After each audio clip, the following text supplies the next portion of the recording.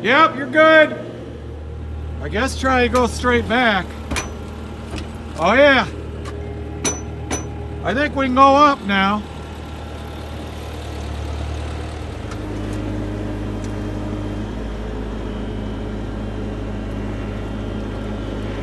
Okay, stop. So we want to get closer to the dash. Go back. Go towards you. I have a mess here. The crane can't lift it up without tipping the bobcat. Trunnion broke loose. 4 mounts, 4 motor mounts. That's all that holds it in there. We're going to try using pallet forks and go from the side, see if we can pull this thing out of here.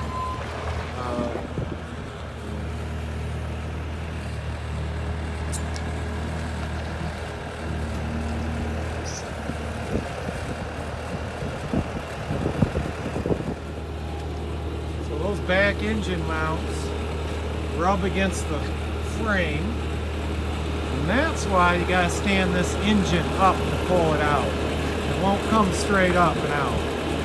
I may have to rent an engine gantry and put this engine back in, because I'm definitely not gonna do it this way.